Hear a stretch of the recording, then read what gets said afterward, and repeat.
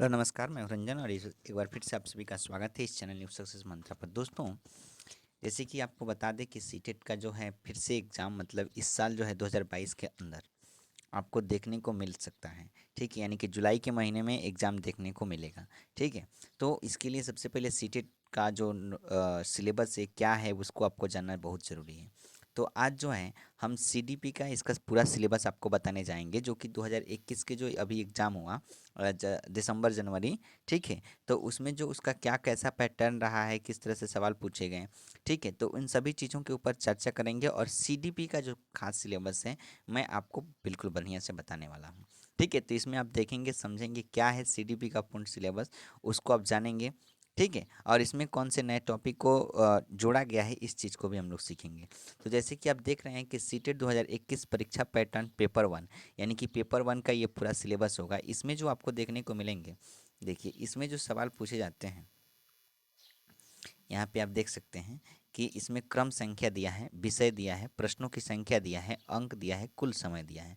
तो देखिए paper one के अंदर जो है 5 सवाल, अब 5 जो है टॉपिक से मतलब जैसे बाल विकास एवं शिक्षण शास्त्र, गणित, भाषा, भाषा टू मतलब वही लैंग्वेज। ठीक है, और जो लास्ट वाला होता है वो आपका क्या होता है, वो आपका होता है पर्यावरण अध्ययन। ठीक है, जैसे आप यहाँ पे देख सकते हैं पर्यावरण अध्ययन। तो बाल विकास एवं शिक्षण शास्त्र से 30 सवाल।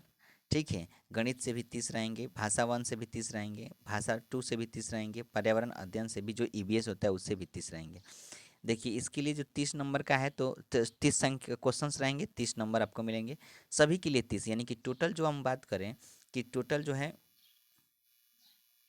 यहाँ पे आप देख सकते हैं कि टोटल प्रश्नों की संख्या भी 150 और टोटल मार्क्स की भी संख्या 150, और इसके लिए जो समय रहेगा आपको 150 मिनट रहेंगे। यानी कि टोटली आपको जो है 150 मिनट में 1 मिनट में एक सवाल का आंसर देना है, मतलब 150 सवाल, 150 नंबर और 150 मिनट। एक सवाल, 1 मिनट और 1 नंबर, आपको इस तरह से रहना है। तो ये जो था ना इसका ओवरऑल सिलेबस रह गया पेपर वन का। ठीक है, अब ये जो इस तरह इस टाइप का मतलब यहाँ से सवाल पूछे जाएगा। अब हम बात करेंगे सीडीपी के सिलेबस का, सीडीपी में क्या पूछेगा, इसके पूरे सिलेबस के हम बारे में क्या करेंगे आपसे बात करेंगे। तो देखिए पेपर वन के अंदर जो हमारा सीडीपी सेक्शन है इसको आप देख सकते हैं। ठीक है, तो पेपर वन में आपका यहाँ पे देख रहे हैं बाल विकास और शिक्षण शास्त्र, यहाँ से 30 सवाल रहेंगे, मतलब 30 प्रश्न रहेंगे। इसमें आपको बाल विकास, जिसमें पहला जो है बाल विकास मतलब वही सीडीपी। ठीक है, चाइल्ड डेवलपमेंट। इसमें देखो आपको जो है प्राथमिक स्कूल के बच्चों के लिए मतलब प्राइमरी स्कूल के बच्चों के लिए, मतलब ये जब 1 से 5 की हम पेपर वन की बात करते हैं तो उसमें प्राइमरी स्कूल के बच्चे ना प्राइमरी स्कूल के लिए होंगे। तो इसमें खाली बाल विकास से आपको 15 प्रश्न पूछे जाएंगे। अब इस बाल विकास के अंदर आपको क्या क्या पढ़ना है, तो इस चीज़ को आप यहाँ पे वन बाय वन करके हम आपको बताना चाहेंगे कि इस बाल विकास के अंदर आपको पढ़ना क्या है। तो देखिए पहला जो है वो है विकास की अवधारणा और इसके सीखने के संबंध, यानी कि विकास की अवधारणा, जब बच्चा छोटा से बड़ा होता है उसकी क्या क्या क्या कंसेप्ट रहा है, मतलब उसका डेवलपमेंट कैसे हुआ। ठीक है, जब छोटा था शिशु था, फिर बड़ा हुआ, थोड़ा सा युवा अवस्था में आया, प्रौढ़ावस्था में मतलब बाल्यावस्था में आया, तो इस तरह से उसका जो कंसेप्ट है कब क्या सीखा, इस तरह की अवधारणा सीखेंगे। बच्चों के विकास के सिद्धांत के बारे में पढ़ना है। उसके बाद यहाँ पे आनुवंशिकता और पर्यावरण का प्रभाव इसके बारे में पढ़ना है। चौथा जो है समाजीकरण की प्रक्रिया, सामाजिक दुनिया और बच्चों, यानी शिक्षक, माता पिता और साथी तीनों के बीच मतलब समाजीकरण के बारे में पढ़ाना है, बच्चों को बताना है।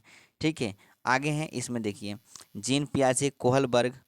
ठीक है, जीन पियाजे कोहलबर्ग, वाइगेस्की। ठीक है, वाइगोस्की लिखा हुआ है। निर्माणों और उसके महत्वपूर्ण दृष्टिकोण, यानी कि पियाजे, कोहलबर्ग और वाइगोस्की की जितने भी उनकी जो अवधारणा है, क्या कंसेप्ट लोग दिया था, क्या परिभाषा दिया था। ठीक है, तो ये सभी के बारे में पढ़ना है। उसके बाद है बच्चों को केंद्रित करते हुए प्रगतिशील शिक्षा की अवधारणा, यानी कि प्रगतिशील शिक्षा की अवधारणा कंसेप्ट, उसके बारे में हमको जानना है। उसके बाद है आपका बौद्धिक विकास के गुणात्मक विवेचन। ठीक है, उसके जो बुद्धि का जो विकास हुआ उसका क्या अवधारणा रहा है। ठीक है, इसके बारे में भी देखना है। चौहो और बौद्धिक विकास मतलब चौमुखी और बौद्धिक विकास यहाँ पे हो सकता है, उसका बौद्धिक विकास जो है उसके बारे में पढ़ना है। भाषा और विचार के बारे में पढ़ना है, बच्चा जो कौन लैंग्वेज जो सीख रहा है तो उसके लैंग्वेज में कैसे उसका विकास हो रहा है, उसके भाषा का विकास कैसे हो रहा है, इस चीज़ को जानना है। उसके बाद आगे आप देख सकते हैं कि एक समाजीकरण निर्माण के रूप में लिंग भूमिकाओं, लिंगी भेद, लिंग पूर्वाग्रह और शैक्षिक अभ्यास, यानी कि जो स्टीरियोटाइप होता है, ठीक है, लैंगिक विभेद होता है, लिंगों की जो भूमिका है समाज के अंदर, उसको उसके बारे में हमें पढ़ना पड़ेगा। ठीक है, वहीं आगे है कि शिक्षार्थियों के बीच व्यक्तिगत मतभेदों, भाषा, जाति, लिंग, समुदाय, धर्म की विविधता के आधार पर अंतर स्पष्टीकरण। लिंग, समुदाय, धर्म, इस सब की विविधता के आधार पर, भाषा, जाति, सबकी विविधता के आधार पर अंतर भी पढ़ना है उसको। ठीक है, इन सभी चीज़ों के बारे में मतभेद, व्यक्तिगत मतभेद, यानी कि व्यक्तिगत जो उनके बीच जैसे भाषा के ऊपर क्या था, जाति, लिंग, समुदाय, धर्म, इसके ऊपर उनका व्यक्तिगत मतभेद क्या है शिक्षार्थियों के बीच, इसको बताना है छात्रों के बीच। ठीक है, आगे है कि सीखने और सीखने के लिए आकलन, स्कूल आधारित मूल्यांकन, सतत व्यापक मूल्यांकन, नज़रिए और व्यवहार के बीच भेद, यानी कि सतत और व्यापक मूल्यांकन भी आपको पढ़ना पड़ेगा। ठीक है, सीखने के लिए आकलन क्या है, सीखने का आकलन क्या है, इस सब चीज़ों को बारे में पढ़ना पड़ेगा। आगे यहाँ पे देख सकते हैं कि शिक्षार्थियों के तत्परता के स्तर के आकलन करने के लिए, सीखने और कक्षा में महत्वपूर्ण सोच को बढ़ाने के लिए, शिक्षार्थियों की उपलब्धि का आकलन करने के लिए उचित प्रश्नों का प्रतिपादन, मतलब वहीं वर्ग के अंदर बच्चा क्या उसको अपनी सोच को बढ़ा सकता है, कितना सोचता है, उसकी उपलब्धि क्या है, कितना मतलब जो पढ़ रहा है वो उसके समझ में है कि नहीं, उसका उपलब्धि का आकलन कैसे करेंगे, इन सभी चीज़ों के बारे में हमें पढ़ना है। ठीक है, आगे जो आपको देखने को मिलेंगे, यहाँ से आप देख सकते हैं दूसरा जो टॉपिक है, दूसरा में आपका समावेशी शिक्षा पढ़ना पड़ेगा। पहला में बाल विकास था, बालक से संबंधित जितनी भी उसकी अवधारणाएं थी, कंसेप्ट था, वो सब। दूसरा में समावेशी शिक्षा की अवधारणा और बच्चों की समझ का आकलन। ठीक है, समावेशी शिक्षा की अवधारणा, समावेशी शिक्षा क्या है, इसके बारे में इससे आपको 5 सवाल देखने को पक्का मिलेंगे। ठीक है, तो कहीं ना कहीं बाल विकास सबसे सबसे बड़ा रहा।